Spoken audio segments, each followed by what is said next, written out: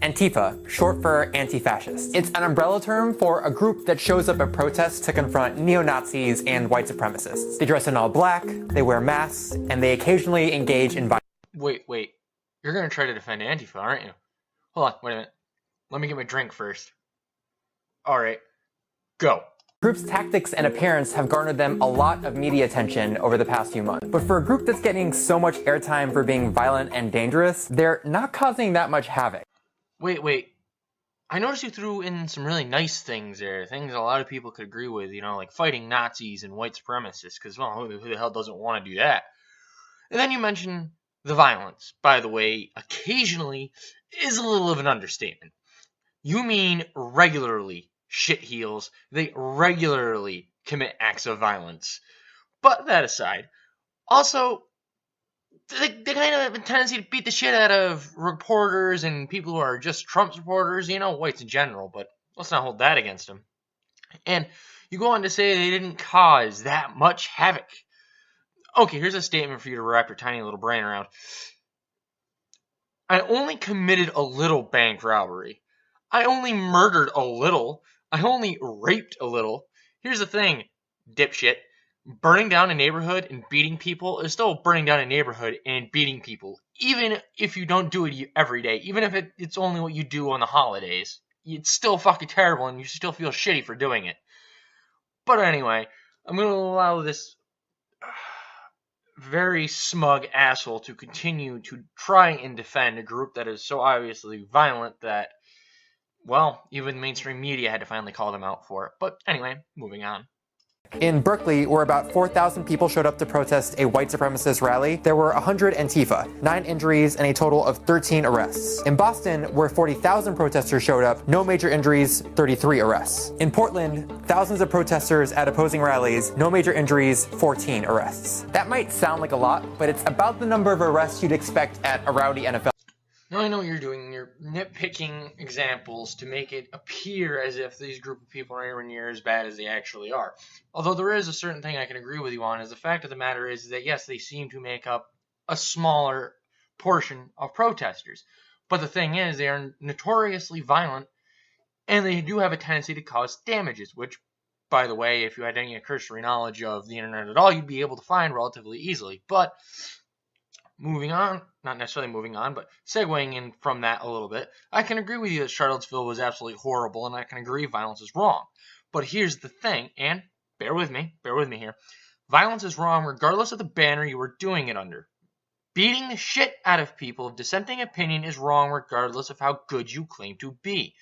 You can do a very easy search on Google and see plenty of videos of beatings going on at the rallies, including, mind you, the one at Portland. So while those injuries might not have been reported or might not have been reported as part of that protest, they still happened. But here's some quick numbers that I found.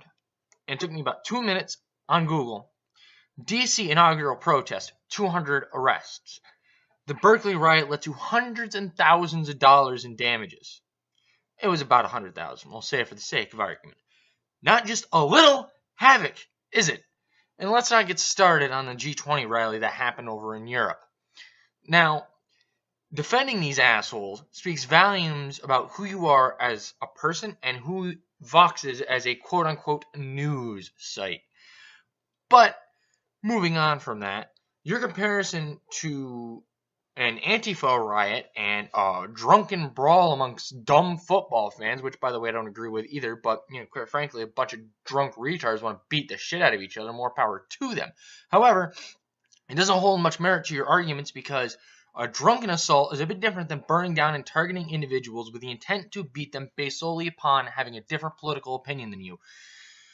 By the way, Antifa sometimes uses weapons, by the way, which is assault with a deadly weapon, which is a hell of a lot different than a fucking bar fight, genius. But I digress. I'm rambling.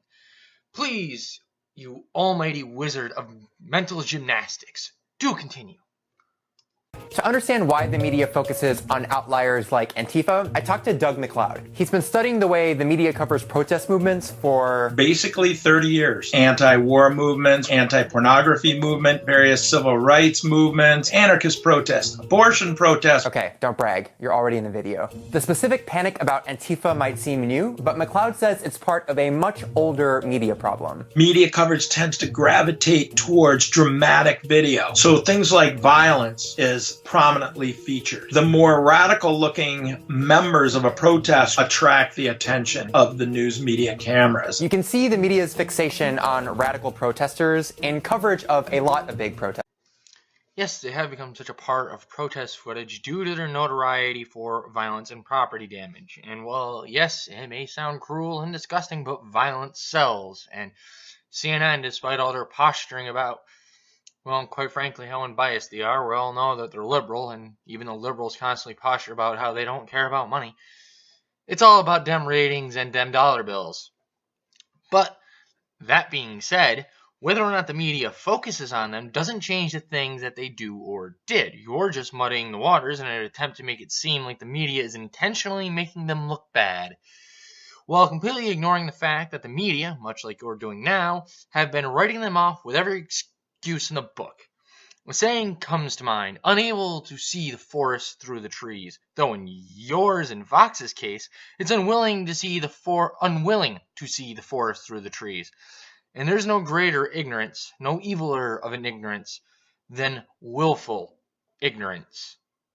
You know the numbers are out there, you just don't want to see them. But anyway, I'm sure there is much other things that you're going to say that I'm going to be able to have a few yuckles at, but please continue. Or destroyed property. Anarchists sprang out of the crowd and launched this full-on assault. You cannot cede public space to thugs and lawbreakers. Lawlessness, violence, filth. Now it's Antifa. A peaceful counter-protest against racism turned violent. The result is a type of outlier bias, where a small group of violent protesters ends up dominating news coverage. You saw it in Berkeley. By any measurement, 9 injuries in a protest of 4,000 people is an outlier. But headlines fixated on Antifa violence instead of the vast majority of protesters. Berkeley's mayor says it is time to confront the violent extremism on the left. In other cities, images of clergy and peaceful protesters are overshadowed by images of isolated violence played on a loop. I would compel you to air the 3 hours of footage where we marched through the streets with literally no violence. A lot of this is about ratings. Images of violence and property damage create a spectacle, which makes them really hard to look away from. What's more interesting to watch? A bunch of smiling protesters banging on drums, or Antifa fighting Nazis? Yeah, agreed. But for a lot of reporters, it's also about convenience. Protests are kind of a nightmare to cover. They're leaderless, disorganized, and often focus on big issues that are hard to reduce to quick sound bites. A lot of journalists are really trying to get a story straight and they're trying to get it out there, but they're operating under a lot of constraints. You gotta find something, you gotta get back, and you gotta tell it quickly. Those time constraints mean a lot of journalists rely on official sources for quick summaries of what happened. Gotta get a quote from the police chief. Which means that a lot of protest coverage gets told from the perspective of law enforcement. Who broke the law? Who was arrested? Who are police worried about? The police chief is concerned about today's influx of anarchist protesters. Oftentimes, Gonna look at this smug cunt with his attempt at looking all nonchalant with his potato chips. But his pathetic attempt at humor aside, no, I'm not letting you get away with one example being indicative of the movement, or the mere fact that there may have been only 9 reported injuries related to the protest that you happen to be mentioning, while finding various videos showing groups of people going after people in that same protest isn't that difficult. But, that aside, although, the Tea Party is dead in the water as of now, this was a boogeyman that the media went after that was right-wing. And, kind of punches a hole in the whole, well, they only go after the left-wingers. And, another thing, Charlottesville, they went after the right-wingers too. By that, I mean the Unite the Right rally. But that's not relevant to the point I'm trying to make. Once again, you are muddying the waters when in reality anyone can look at this and be like, It's not bias. You can see the violence. You can see the buildings burning, and no amount of any bias can make that be a fabrication. There was violence. Buildings burnt. Deal with it. Trying to wash it all away with using only 3 examples, the 3 calmest examples you could possibly come across without looking at the other far more violent ones, doesn't do your argument any justice, and actually only makes you look worse. But it's just that you, and by extension Vox, need a buzzword to point to when faced with the reality that yes, these alt-left assholes are indeed violent and indeed are fascists. And another note of contention I have with you is that Antifa are known as Black Bloc. This is mainly due to the fact that they usually wear all black and have their faces covered. And the people that you showed weren't wearing that uniform. They weren't wearing anything related to the Black Bloc, though in all reality they should be called black shirts. Fascist Italy. But that aside, you're either ignorant or you're just arrogant enough to think that you could pull this without people noticing. Or, in other words, go back to eating your fucking potato chips, you mouth breather. You're far better at that than you are of fucking any form of cognitive dissonance, you fucking amoeba. Anyway, moving on.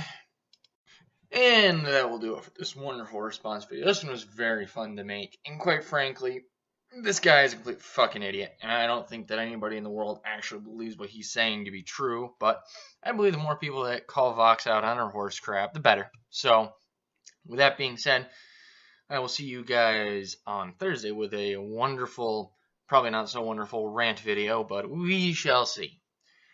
And everyone out there, remember, if you go to Vox for a news site, as a news site, and you take them as a legitimate source at face value without doing any cross-referencing, you need to reevaluate your life.